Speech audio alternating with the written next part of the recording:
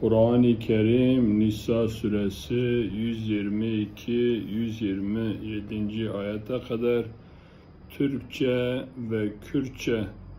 Allah'ın izniyle Allah'ın kelamını mana edeceğiz. Kur'an'a Piruz Süreye Nisa ayet 122 hatta 127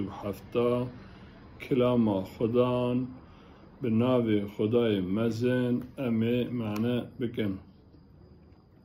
Rahman ve Rahim olan Allah'ın adıyla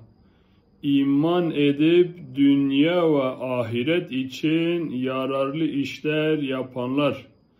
içinde ebedi kalmak üzere altında ırmaklar akan cennetlere koyacağız. Allah bunu hak bir söz olarak vaat etti. Söz bakımında Allah'tan daha doğru kim olabilir? Ne sizin kuruntularınız ne de ehli kitabın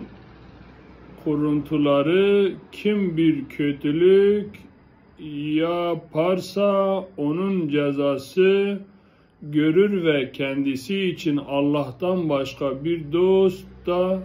bir yardımcı da bulamaz. Erkek olsun, kadın olsun, her kim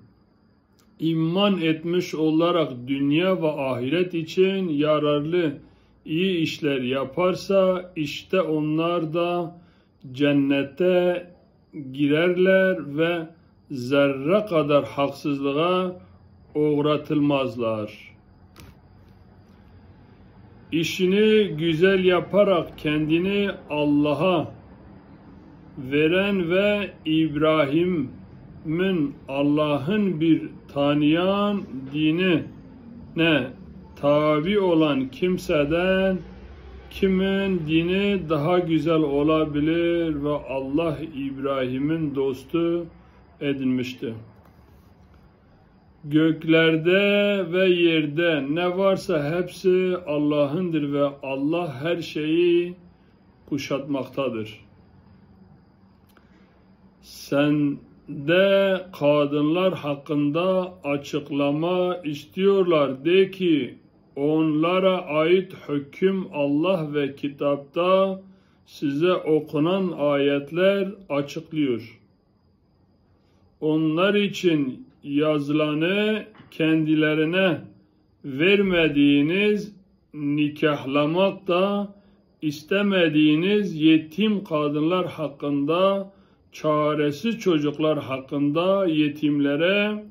adil davranmanızı hususunda size okunup duran ayetleri açıklıyor. İyilik olarak ne yaparsanız şüphesiz Allah onu eksiksiz bilmektedir. Benave ku Khuday Rahmanu Rahime evin ku bawari anine u karin rind kirine emi wana bixin bihişte kudi bin wanda cem deherikin u hatta evi teda biminin خودی لسر و یک سوز راست دایه که گوتنا کیجی یا خدا راستره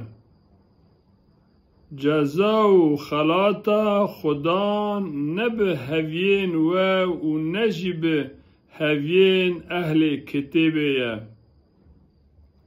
چه کسی نباشیا که بکه ده جزای وی ببینه و دجی بلا خوده جی جبو خواه تو دوستو تو آریکاریا جی نبینه چه میر به چه جن به چه کس کارکی قنج بکه و او باورمند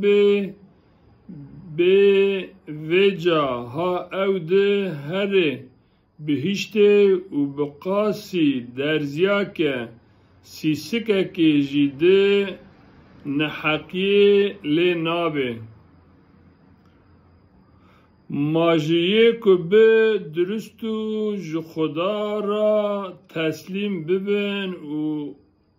قنجکار بو و بده دو دین ابراهیم کی اواجهر پوچیه پاکو کی باشترن دیندار و خدا ابراهیم جی جبو خواه خوشویست گرتیه چه تشتین لعرد و عصمانا هنه هر ین خدانن و خدا لسر هر تشتی به تمامی آگاه داره یا محمد دبار جنان ده داخویانی جته دخوازن ببیجه خوده جوار را ده بار واندا داخوانیا دده و او آیتین کده کتب دا جوار را تین خوندنا ده بار جنان و سیویا دا کهون پارا میراته یا کجه وان را هاتیه و قطاندن ندن وان و دل هیک وانا محر بکن و داخویانیا دبار زاروکا بیچاره و سیویادا که هون عدالت بجیه بینن هون چه خیره بکن محقق خوده پید زانه سلاو خدان لسر پیغمبر و المالبات ابراهیم و دوست و گدار هیجای به سلاو و حسکرم ریزداری و آشتی و آرامی بجن اون چه بخوازن خوده بده و سلاو و ریز بخاطره و